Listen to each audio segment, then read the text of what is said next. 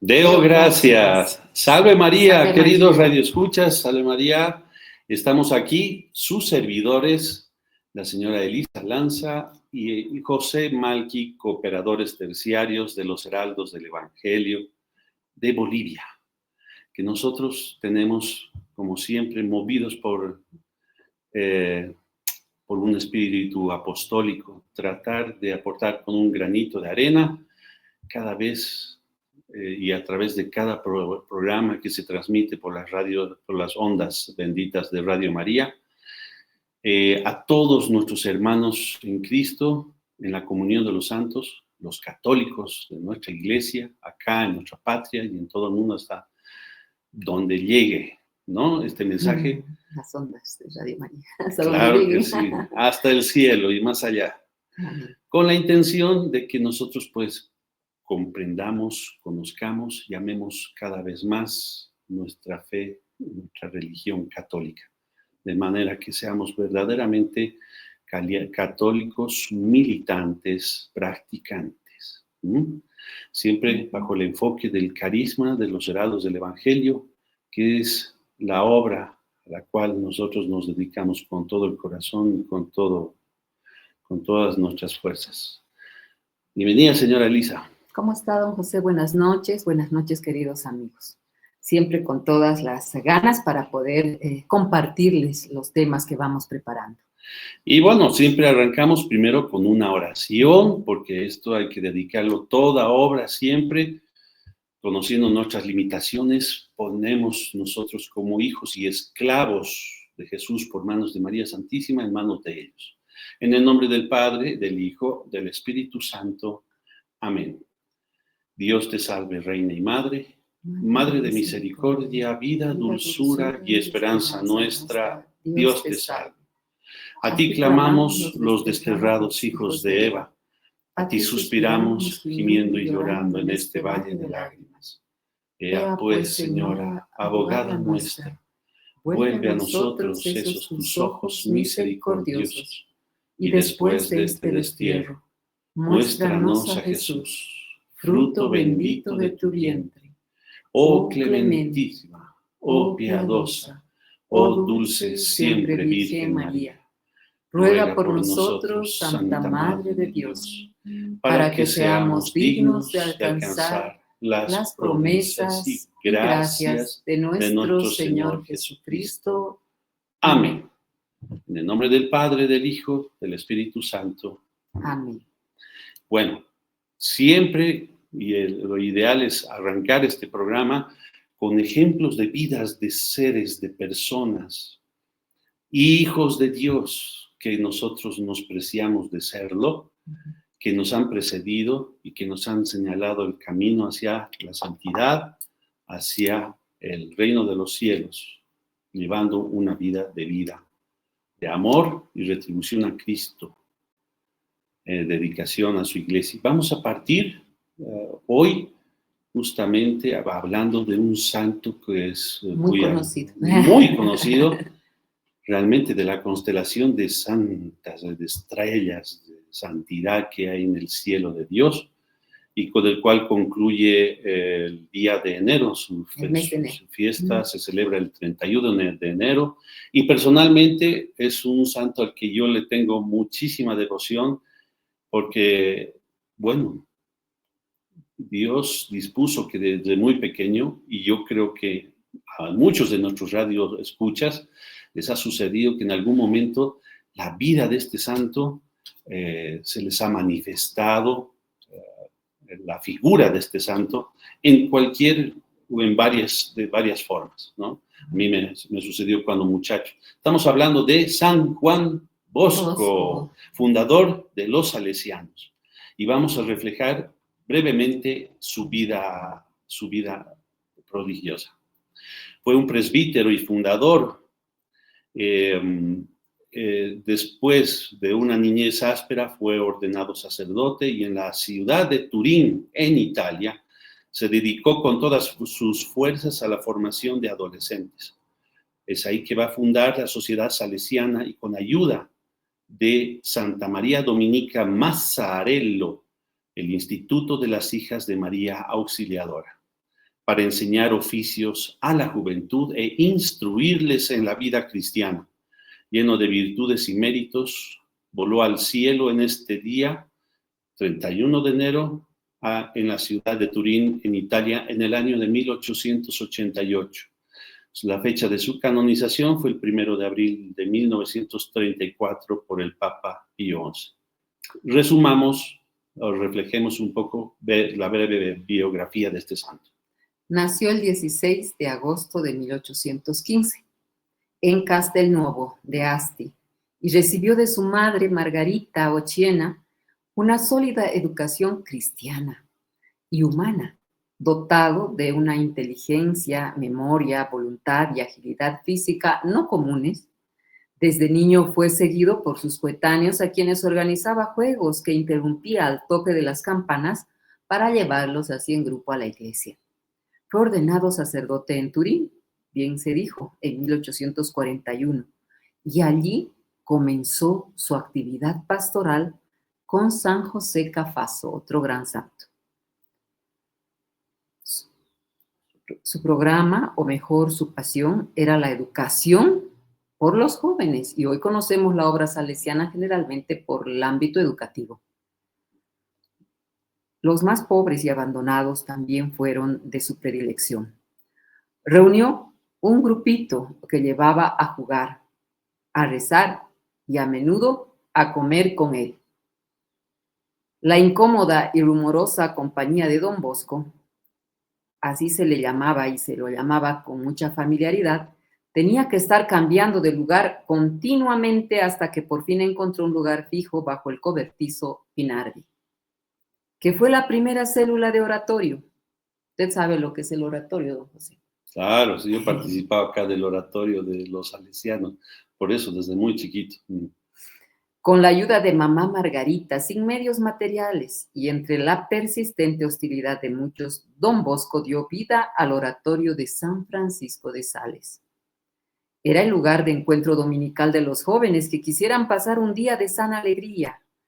Una pensión con escuelas de arte y oficios para los jóvenes trabajadores y escuelas regulares para los estudios humanísticos, según una pedagogía que sería conocida en todo el mundo como método preventivo y basada en la religión, la razón y el amor. La práctica del método preventivo se basa en las palabras de San Pablo, que dice: la caridad es benigna y paciente, sufre todo, pero espera todo y aguanta todo. Para asegurar la continuidad de su obra, San Juan Bosco fundó la Pía Sociedad de San Francisco de Sales, los salesianos, y las Hijas de María Auxiliadora, las salesianas. Fue un fecundísimo escritor popular, fundó escuelas tipográficas, revistas y editoriales para el incremento de la prensa católica, la buena prensa. Aunque ajeno a las luchas políticas, prestó su servicio como intermediario entre la Santa Sede, el gobierno italiano y la Casa de Saboya. Fue un santo risueño y amable, se sentía sacerdote en la casa del pobre, sacerdote en el palacio del rey y de los ministros. Buen polemista contra la secta de los valdeses, según la mentalidad del tiempo. Nunca se avergonzó de sus amistades con los protestantes y los hebreos de buena voluntad. Condenamos los errores, escribió en El Católico, un periódico que él dirigía entonces, pero respetamos siempre a las personas. San Juan Bosco murió el 31 de enero de 1888 y fue canonizado, como dijimos, por el Papa Pío XI en 1934. Es bien conocido también una parte de su vida cuando él escribe sus sueños y los plasma en un libro, donde están registrados cantidad de sueños, que algunos son sueños proféticos también de este santo, que gracias a Dios los ha dejado plasmados, ¿no? Y algunas veces, quién sabe, hemos mencionado alguno de ellos en alguna de los programas que tenemos con usted, don José.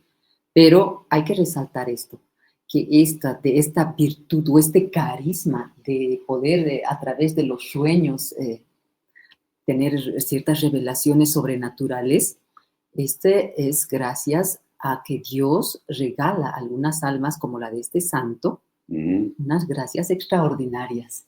Gracias. Así es, muchas gracias extraordinarias. Y una cualidad de la mayor parte de los santos como San Juan Bosco, pues es que para alcanzar esa gracia de Dios, regalos extraordinarios, pues es una vida de constante lucha y batalla y de práctica de la virtud en forma heroica. Entonces, bueno, esto tal vez un poquito para empezar a hablar del tema que hemos escogido para el día de hoy, ¿no, José? Bueno, el tema de hoy, que lo hemos mencionado también en la oración de inicio, nos vamos a referir a la gracia. Ya en los anteriores programas nosotros hemos venido dando como una serie de pautas de la riqueza y del tesoro que tenemos nosotros los católicos militantes en nuestras manos y de las cuales podemos echar a mano libre, mano llena para redituar y sacar el mayor provecho. Hemos hablado de la misa, hemos hablado de la Eucaristía, de la acción de gracias después de la Eucaristía. Son las principales fuentes donde podemos obtener este don precioso de Dios. Es decir,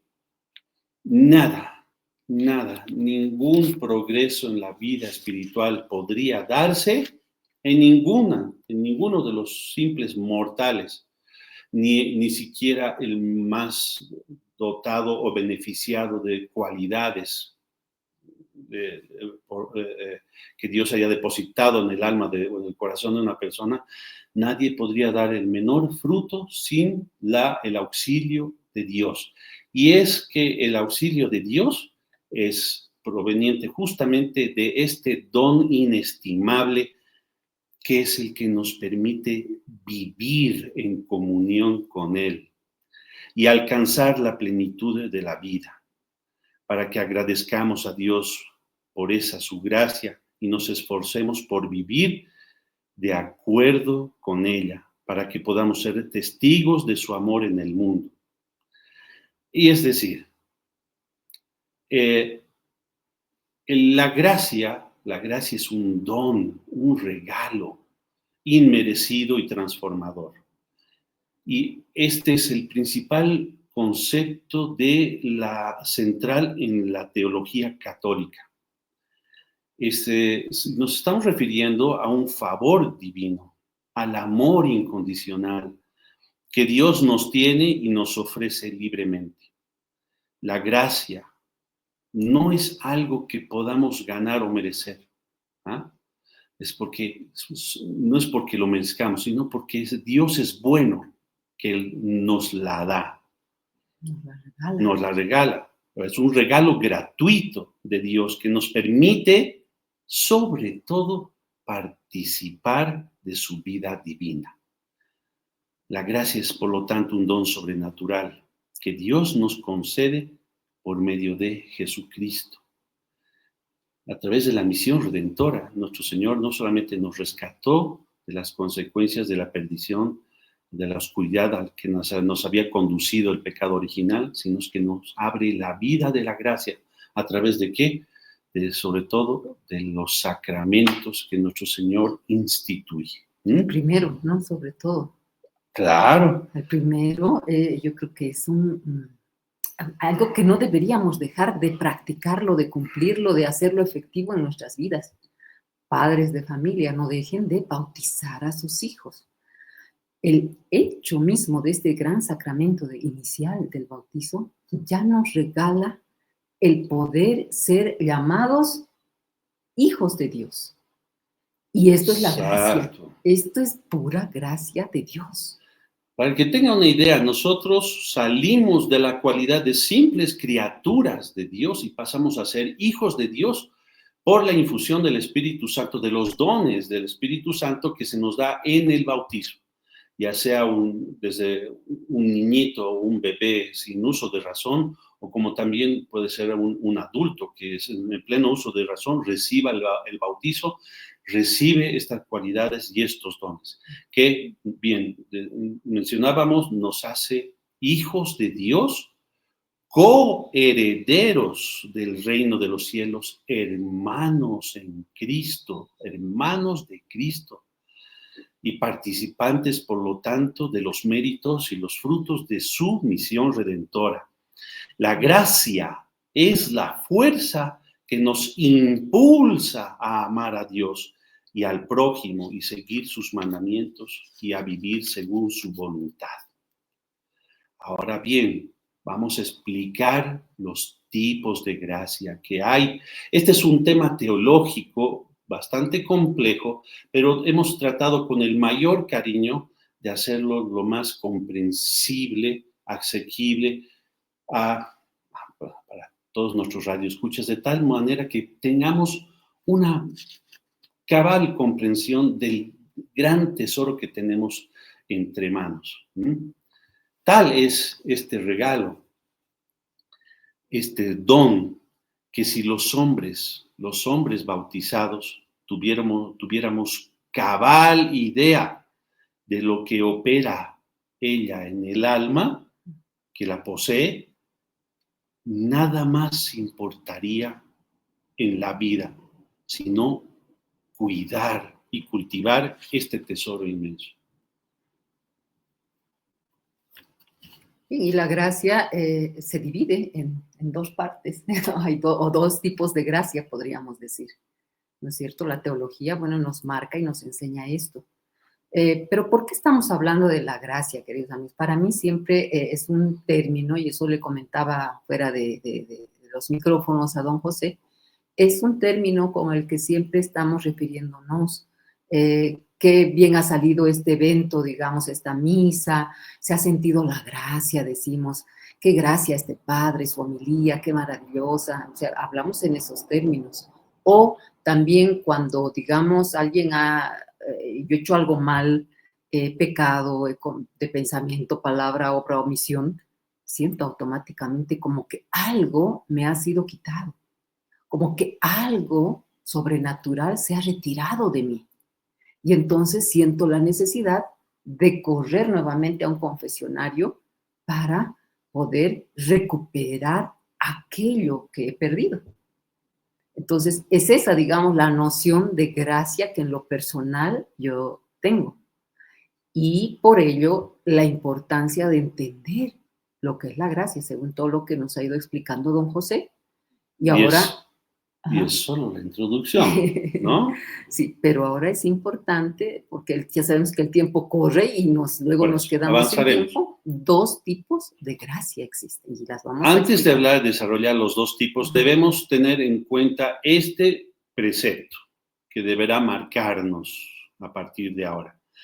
La gracia de Dios es necesaria para nuestra salvación. Sin ella, no podemos alcanzar la vida eterna, ni vivir como verdaderos hijos de Dios.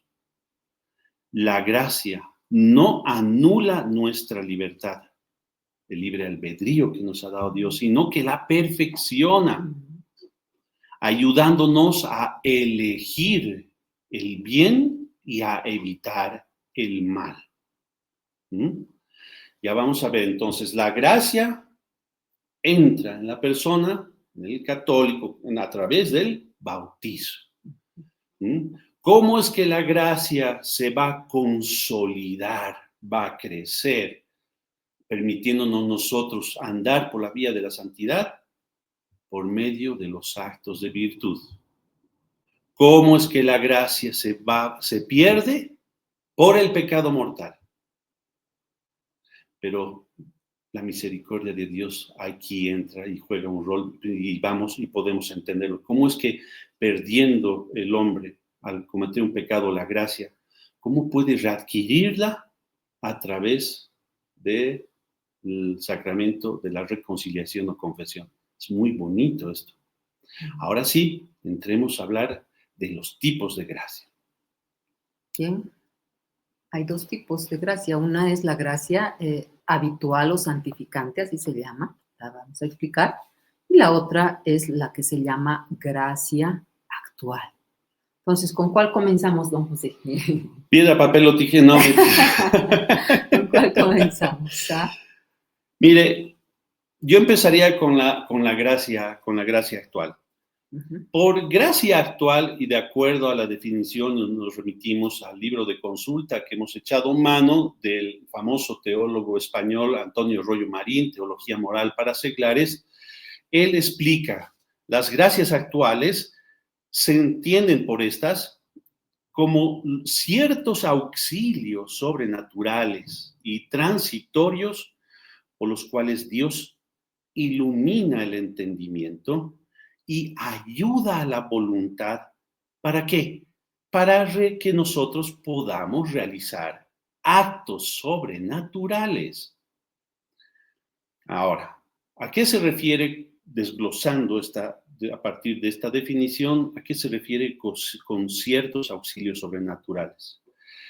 Es decir, aquellos, ¿no? Se trata de un verdadero auxilio sobrenatural que capacita al hombre para producir también un acto sobrenatural.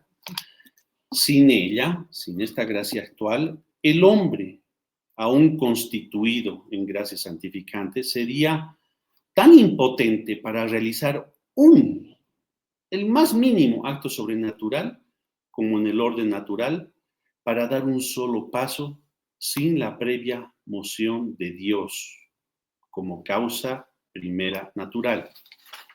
Y son auxilios transitorios, es decir, la gracia actual es un auxilio sobrenatural transitorio que desaparece en el momento mismo en que Dios deja de comunicar, ¿no? Ahora bien, son auxilios extraordinarios, sobrenaturales, transitorios, por los cuales, habíamos dicho, Dios ilumina el entendimiento y ayuda a la voluntad. Es decir, la misión de las gracias actuales es esta. Se trata de iluminar la inteligencia del hombre, que es lo más noble que tenemos nosotros, como seres creados por Dios, con alguna verdad relacionada con su último fin sobrenatural. Y de ayudar a la voluntad para que quiera, para que nosotros nos inclinemos a querer, a secundar de manera libre y espontánea, a inclinarnos hacia aquella divina inspiración. Y por lo tanto, terminemos realizando actos sobrenaturales. Y también se subdivide esta gracia actual en 7, exactamente, 7 tipos de gracia en estas subdivisiones. A ver, vamos a ver lo que son y sus correspondientes características. Primera, la gracia operante, así se llama, excitante o preveniente. Es aquella que nos mueve o impulsa a obrar, estando nosotros distraídos o inactivos. Dios obra en nosotros sin nosotros. Cuando tenemos, he recibido una inspiración. Me ha dado ganas de rezar un Padre Nuestro. No sé. A eso se refiere gracia operante. Excitante. Dios nos está inspirando. Aunque nosotros estemos distraídos, pero el Señor está ahí actuando. Segundo, la gracia cooperante, adyuvante o concomitante, también se llama.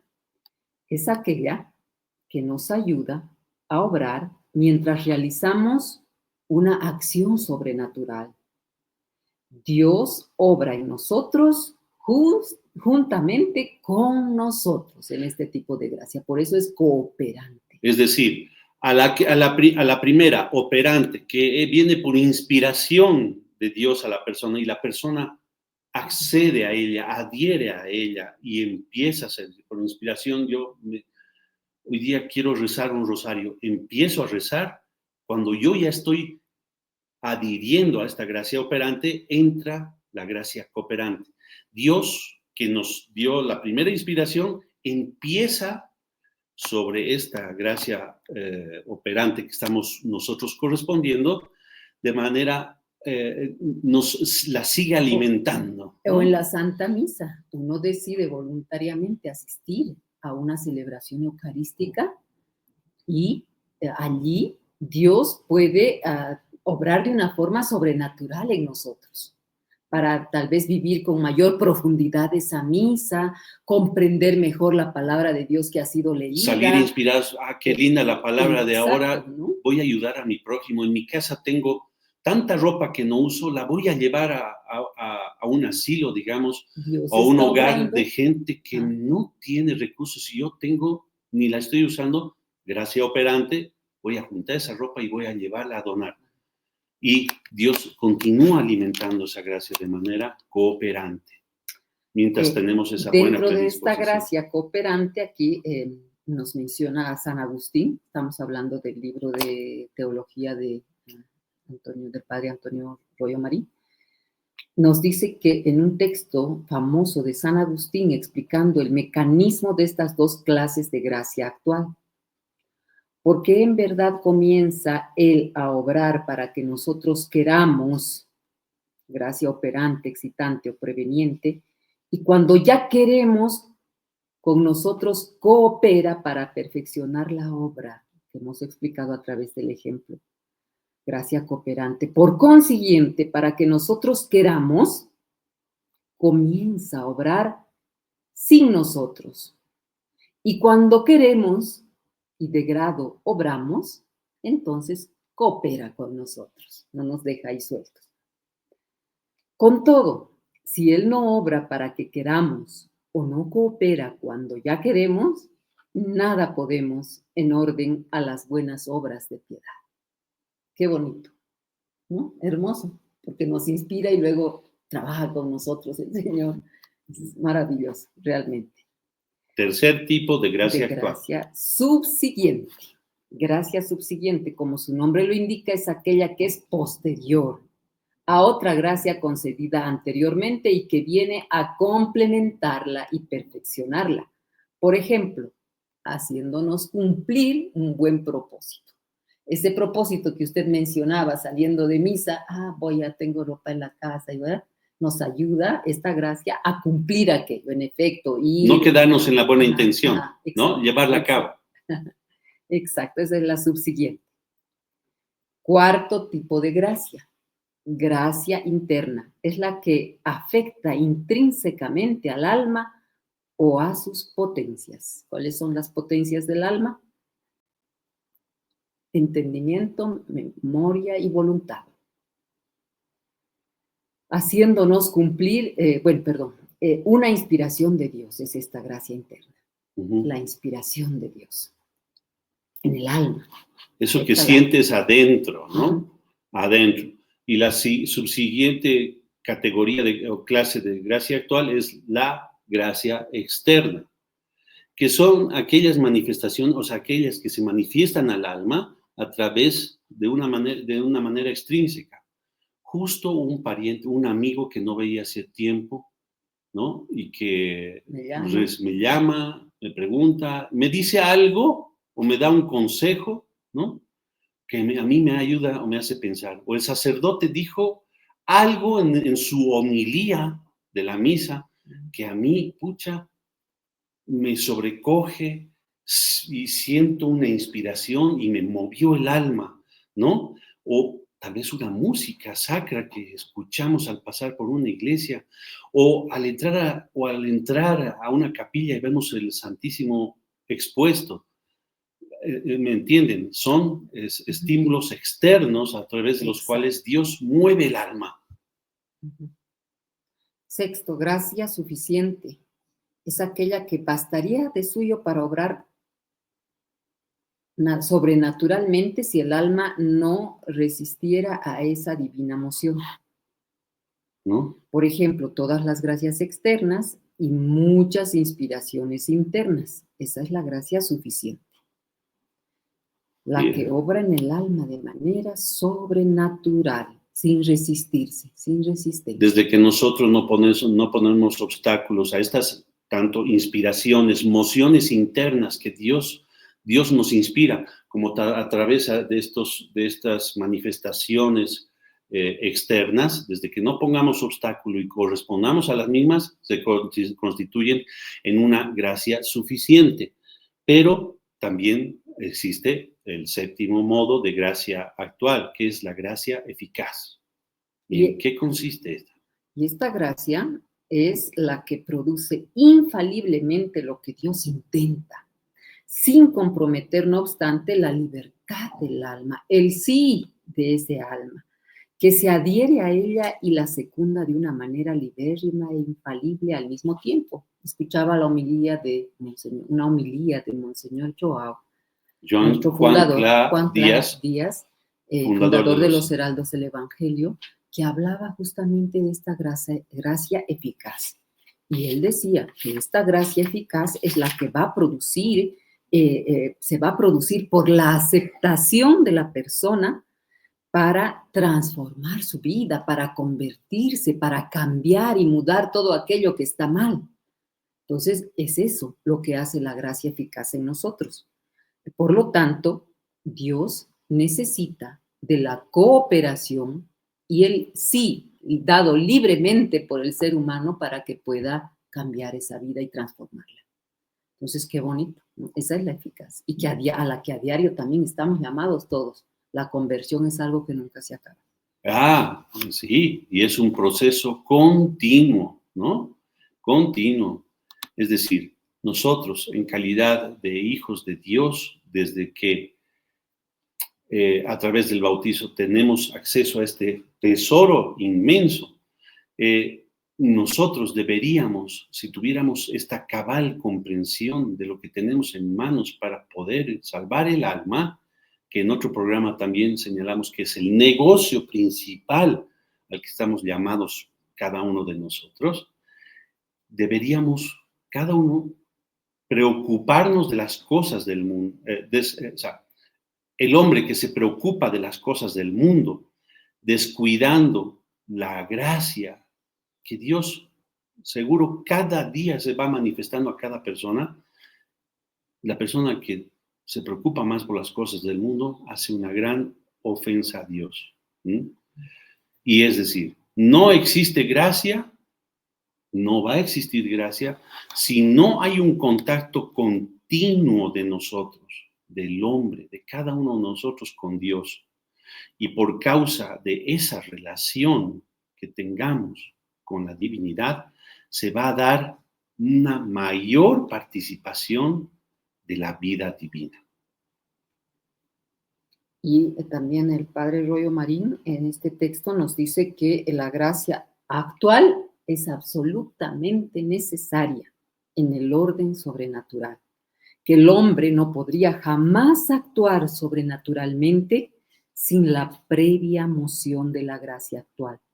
Aún cuando estuviera en posesión de todos los hábitos infusos, que es la gracia habitual, las virtudes, los dones, necesitamos de ella, de esta gracia actual, como del aire para respirar, o de la previa moción divina para las obras puramente naturales.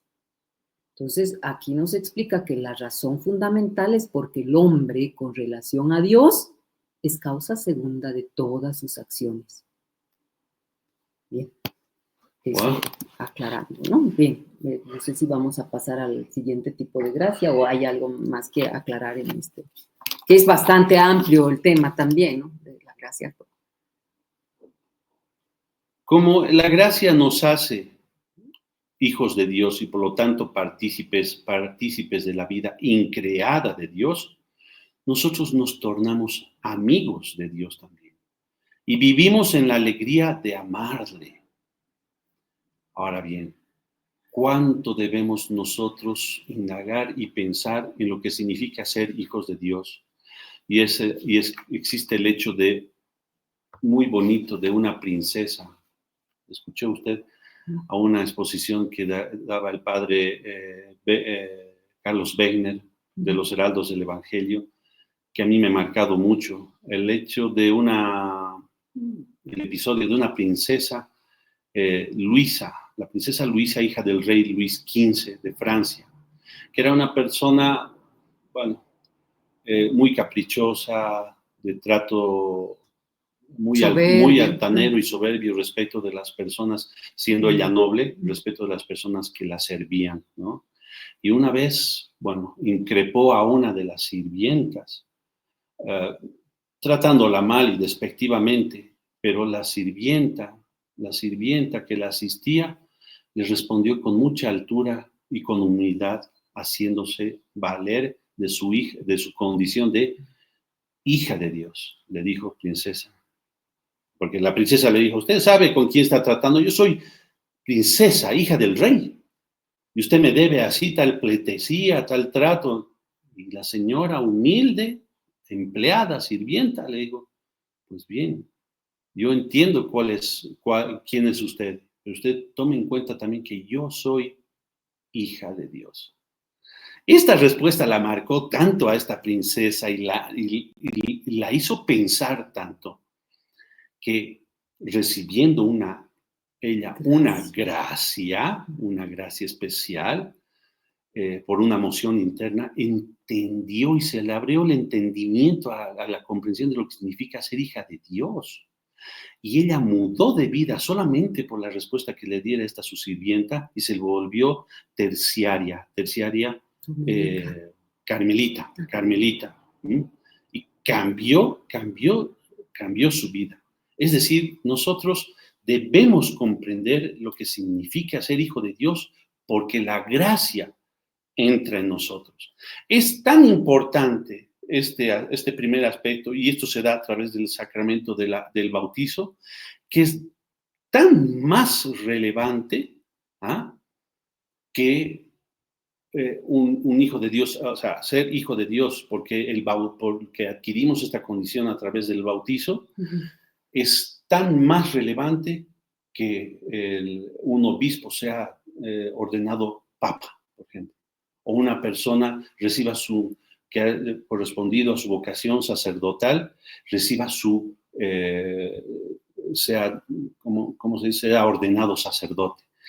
Es más importante ser hijo de Dios que una persona sea ordenada sacerdote o que un religioso sea nombrado papa. Imagínense la importancia de lo que significa. Y no valoramos, muchas veces no se valora la magnitud, la grandiosidad de este sacramento, que nos hace hijos de Dios. Sí. Y eso bastaría para que esa empleada, como bien ha contado usted, sí, don José, o cualquier otra persona, tenga la profesión que tenga, zapatero, carpintero, albañil, costurera, profesor, arquitecto, presidente, quien fuere, al margen de la profesión que tenga, el nombre que tenga en la sociedad, pues el saber que son hijos de Dios por el bautizo tendría que ponernos de rodillas ante esa persona, lo cual haría, por supuesto, que nuestro trato en caridad al prójimo sea más lleno de verdadera caridad, amor, de esta virtud teologal. Y vamos a ser hijos de Dios porque Dios nos ama. Y vamos a continuar siéndolo si nosotros lo amamos. Y esa relación incluso dura y se manifiesta incluso cuando estamos dormidos. Nuestro Señor, aquí recordemos la frase que Él dice en el Evangelio, permanecer en mí, dice nuestro Señor, ¿no? Entonces, la participación en la naturaleza divina trae un cambio ontológico, ¿sí? Y a su vez genera como que un organismo sobrenatural, que es aquello que nos va a hacer actuar según Dios lo quiere.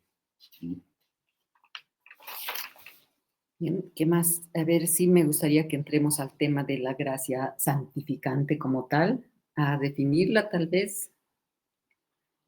Y bueno, porque sí, hay bastante también que hablar de esta gracia.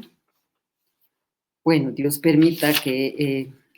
hablemos de la gracia santificante. Ya, sí, adelante. La gracia habitual o santificante reside en la esencia misma de nuestra alma y nos eleva al orden sobrenatural dándonos el rango y categoría de verdaderos hijos de Dios y herederos de la gloria. Es la que la adquirimos en el bautizo. La que se nos da en el bautizo es la gracia santificante.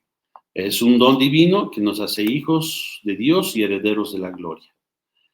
Un don de Dios enteramente gratuito que el hombre no podría jamás exigir o reclamar y que eleva a nuestra condición de pobres criaturas al plano de lo divino. ¿Divino en qué sentido? En un doble sentido, en un sentido eficiente y un sentido formal. No solo en cuanto causado o producido por Dios, sino en cuanto que se trata de una realidad física y formalmente divina. La gracia, en efecto, es como un injerto divino, como una inyección divina que introduce en las venas de nuestra alma la sangre misma de Dios. Y ahí el hombre es elevado por ella a una altura inconmensurable al plano de lo divino, 1000 veces por encima no solo del plano humano, sino del mismo plano angélico. La dignidad de un cristiano en gracia es absolutamente indescriptible. Bien decía el doctor Plinio Correa de Oliveira, primer fundador, inspirador de los heraldos del Evangelio, que hoy por hoy, y dado el grado de degradación que existe, señora Elisa, en nuestra sociedad, que bien conocemos hoy en día, ¿no? Que un hombre, un alma en estado de gracia, hoy, ahí en el mundo, realmente es un milagro andando. O sea, un milagro andando. O sea, casi no existe.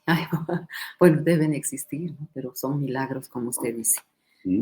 Aquí algo bonito que complementar a lo que usted explicaba. Cuando somos bautizados, y esto nos explicaba un sacerdote heraldo también, entramos a la fragua de Dios, al fuego de Dios, que se pega a nosotros, sin nosotros pedirlos. ¿Ah? Ese fuego se pega a nosotros y empezamos a arder en el fuego de Dios. Eso es el bautizo. Aunque nosotros no entendamos, siendo bebés, siendo niñitos, ¿no? Que no tienen mucha conciencia, podríamos decir, igualito este fuego de Dios se nos pega y nosotros somos parte y ardemos en ese fuego de Dios. Y ahí también nos explicaban de el organismo sobrenatural que opera. Sí. Ahora, antes de profundizar sobre este tema, nos hace hijos de Dios. Significa que si la gracia nos da una verdadera participación de la naturaleza divina en cuanto tal, necesariamente se sigue que nosotros somos incorporados a la familia misma de Dios, haciéndonos verdaderamente hijos suyos en el plano de la adopción sobrenatural, de donde se puede sacar la siguiente conclusión o corolario, que somos hijos de Dios únicamente por la gracia y en la medida en que la poseemos. Sin la gracia de Dios, somos criaturas suyas, pero no hijos. El pecador, aquí ahora vamos adelantando a lo que va a ser después las consecuencias del pecado que nos hace perder el estado de gracia. El pecador, al pecar gravemente, deja ipso facto de ser hijo de Dios. Qué terrible, ¿no? Cortar esa relación sobrenatural en un instante, para convertirse en mera criatura suya. Mientras el pecador esté en pecado mortal, Dios ya no es su padre, sino solamente su autor o creador. Terrible desgracia, la que acarrea al hombre el pecado, que con ninguna otra se puede comparar. Un solo pecado mortal es una desgracia más grande y digna de llorarse que un cataclismo internacional y aún que la destrucción total del universo entero. Imagínense eso. Por Dios. Bueno, qué gravedad la de cometer un pecado mortal. Por eso incluso uno de los santos formados por el mismo San Juan Bosco, al que hacíamos referencia al inicio de este programa, era el joven Santo Domingo Sabio. Y él tenía un refrán de Morir vida. antes que pecar. ¿Otra vez? Morir antes que pecar. Morir antes que pecar. Es que, claro, nosotros conociendo de acuerdo a esta definición y a esta explicación lo que acarrea un solo pecado mortal. Es que, don José, es que porque no entiendes la gracia. Es que porque Pecas no porque no entendemos la gracia. Porque es como agarrar ese regalo maravilloso de Dios y tirarlo al basurero cuando pecas voluntariamente. Así de sencillo. Entonces también, por ejemplo, nos decía el sacerdote, pero según algunos escritos del padre Nierenberg, que alguien que decide cortar el brazo a toda la humanidad no sería tan grave, dice, si aunque existiera un santo que repegase por milagro ese brazo a toda la humanidad, esto no sería tan grande, sería muchísimo menos que cuando el Señor accede a otorgarle la dignidad de hijo de Dios en el sacramento del bautizo a un niño pequeñito que todavía ni tiene conciencia. O sea, mire esa gran diferencia. ¿Por qué? Por la cantidad de esa gracia santificante que le es infundida en ese mismo instante del sacramento. Entonces, es infinitamente grande. E imagínense, si alguien tiene el gusto de ver algo malo, una película mala, una revista mala en el celular, etcétera, inmediatamente pues pierde la gracia. ¿Por qué? Porque está cayendo en un pecado. Si alguien quiere vengarse de alguien que le ha hecho un daño, ¿no? Y tiene esos pensamientos de cómo le va a hacer daño y luego consuma, pues qué pena, pierde la gracia. Cualquier acto malo, robar, mentir, ser transgredir orgulloso, los 10 mandamientos. transgredir cualquiera de los mandamientos, pues automáticamente se pierde ese gran regalo de la gracia dada en el bautizo. Yo quisiera, un paréntesis, volver a retrotraer un poquito para afianzar la importancia de cuando la gracia entra en nosotros a través del bautizo. Padre Rollo Marín dice justamente que debería ser el día más grande de la vida de un cristiano, el de su bautizo. Ya sea que haya sido bautizado bebito, claro, o de adulto, ¿no? Naces a la vida de la gracia, por eso siempre nos enseñan. Más importante que la primera comunión, imagínense, más importante que recibir el cuerpo y la sangre de Cristo. Más importante, como ya había hablado yo hace un rato, que la ordenación sacerdotal. El día del bautizo nos hicieron hijos de Dios por la gracia y nos incorporaron a la iglesia como miembros vivos de Cristo. Todas las cosas que vengan después no son sino más que complementos accidentales de nuestra condición de cristianos. Qué impresionante. ¿Ah? Ahora, ¿cómo habíamos dicho que se pierde la gracia santificante? Únicamente por el pecado mortal, que es el derrumbamiento instantáneo de nuestra vida sobrenatural y una especie de suicidio de la misma. Aquí entra también, bueno, el pecado mortal. Hay las pequeñas faltas, sí, también los pecados veniales. Van quitando la gracia. Pues, claro, van predisponiendo para esa catástrofe. Por eso también tenemos que ser vigilantes respecto de estos, ¿no? No se produce, sin embargo, de hecho, hasta que venga el pecado mortal, pero tanto va horadando así los cimientos, los pecados veniales, que al final caer en pecado mortal, pues puede ser fácil, por el cual el pecador se pone libre y voluntariamente de espaldas a Dios para adherirse a una cosa creada en la que coloca su último fin. O sea, en vez de ser Dios nuestro último fin, nosotros terminamos por el pecado mortal anteponiendo a otra criatura, a un gusto personal, a una pasión, un amor desordenado a otra criatura antes que a Dios. Ahora, ¿cómo se recupera la gracia? Lo hemos dicho, ¿no? El tesoro infinito de la gracia santificante, perdido por el pecado mortal, puede recuperarse por la infinita misericordia de Dios en el sacramento de la penitencia, no hay mediante un acto de perfecta contrición con propósito del mismo.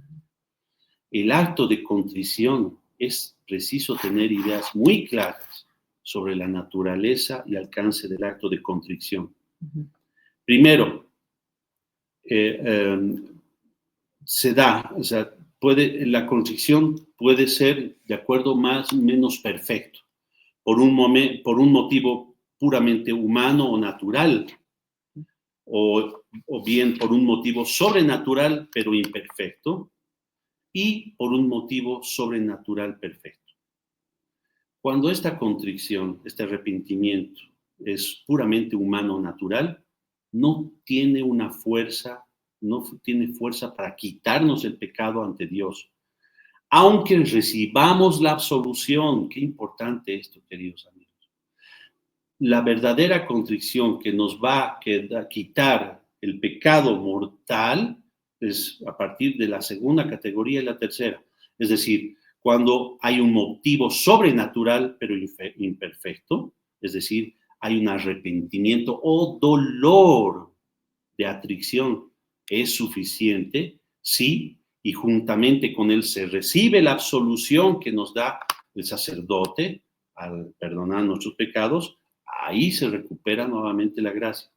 Y el tercero, que es mucho más perfecto y más bonito, agradable a los ojos de Dios, que es una perfecta contrición de tal eficacia que nos justifica por sí mismos ante Dios, aún antes de recibir la absolución. Y aquí entra, más que un dolor, un impulso de amor de Dios, considerando quién es por sus infinitas perfecciones, por haber correspondido tan mal al amor con el que Cristo murió por nosotros. Ahí entra un arrepentimiento mucho más perfecto. En este caso queda inmediatamente justificada antes de recibir la absolución sacramental, sin más requisito que el sincero deseo de confesarse en cuanto se le presente la ocasión. Bien, y ya en los últimos minutos que nos quedan de nuestro programa, vamos a hablar de los efectos. De la gracia santificante o habitual. En el alma de las personas. Vamos a ver, según el padre Rollo Marín, que hace esta clasificación, podríamos decir, de efectos. Primero, nos hace verdaderamente hijos adoptivos de Dios, lo que hemos explicado, al darnos una participación física y formal de su propia naturaleza divina. La transmisión de la propia naturaleza es condición indispensable para ser padre. De lo contrario, no se puede pasar de la categoría de simple autor, como el escultor lo es de su estatua. Lo dice expresamente la Sagrada Escritura por boca de San Juan. Ved qué amor nos ha mostrado el Padre, que seamos llamados hijos de Dios y lo seamos en verdad. Segundo, nos hace acreedores a la gloria eterna. ¿Qué significa esto? Es una consecuencia natural y lógica de nuestra filiación divina, adoptiva. Las riquezas de los padres, pues, son herencia para los hijos. Lo dice el apóstol San Pablo. Somos hijos de Dios y si hijos, también herederos. Romanos 8:17. Tercero, nos hace hermanos de Cristo y coherederos con Él. La gracia nos ha sido merecida por Cristo, que al incorporarnos a Él como cabeza del cuerpo místico de la Iglesia, se ha constituido a la vez en nuestro hermano mayor y primogénito de los predestinados. Consta también expresamente en la misma Sagrada Escritura Dios nos ha predestinado para ser conformes con la imagen de su Hijo, para que éste sea el primogénito entre muchos hermanos. Es el Hijo muy amado del Padre, a quien constituyó heredero de todo. Por eso concluye legítimamente San Pablo: somos hijos de Dios y si hijos también herederos, herederos de Dios y coherederos de Cristo. Cuarto, nos hace templos vivos de la Santísima Trinidad. El mismo Cristo se dignó revelarnos en el inefable misterio. Si alguno me ama, guardará mi palabra, y mi Padre le amará, y vendremos a él, y en él haremos nuestra morada. Quinto, nos da vida sobrenatural, infinitamente superior a la vida natural de todas las criaturas creadas o creables, humanas o angélicas, puesto que pertenece al plano de lo divino y privativo de Dios. Sexto, nos hace justos y agradables a Dios, puesto que, como enseña en el Concilio de Trento, la gracia santificante no es tan solo la remisión de los pecados, sino también la santificación y renovación interior del hombre. La gracia, queridos amigos, tiene dos efectos, sobre todo. Son sanatorias, porque nos curan del pecado original, y son elevantes. La séptima, nos da la capacidad para el mérito sobrenatural. Sin la gracia, las obras naturales, por más heroicas que sean, no tendrían absolutamente ningún valor en el orden de la vida sobrenatural, de la vida eterna. Un hombre privado de la gracia es un cadáver en el orden sobrenatural, y los muertos nada pueden merecer. Qué bonito. Sí, sí. Impresionante, ¿no? Octavo. Nos une íntimamente a Dios, la gracia sobrenatural. Fuera de la unión personal o hipostática, no cabe imaginar una unión más íntima y entrañable con Dios que la de la gracia y la gloria, sin llegar a una disolución panteísta en la divina esencia, que sería por otra parte la negación misma de esta unión. Dios y nosotros se establece esa íntima unión tan penetrante como la del fuego en el hierro candente, sobre todo cuando la gracia alcanza su plena expansión y desarrollo en la visión beatífica en la eternidad. Hermoso. Yo creo que otra vez, igual, y esta materia sí es súper abundante, pero solamente para que hayan comprendido, pongamos atención a esto y tengamos una mejor idea de lo que el tesoro que traemos entre manos. Valdría la pena tal vez hacer un programa de cómo nosotros podemos alimentar, hacer crecer esta gracia en nosotros a través de los actos de virtud. Exactamente. Y aquí entran los dones, las virtudes y dones del Espíritu Santo y todos los auxilios que Dios nos da. Con esto, ¿no? No hemos alcanzado ya a hablar, pero bueno, será hasta que Dios así lo disponga nuevamente en un próximo programa. Entre tanto, no olviden vernos también en YouTube. Canal de YouTube. Y hasta el próximo programa, si Dios quiere. Amén. ¡Salve María! Deo gracias.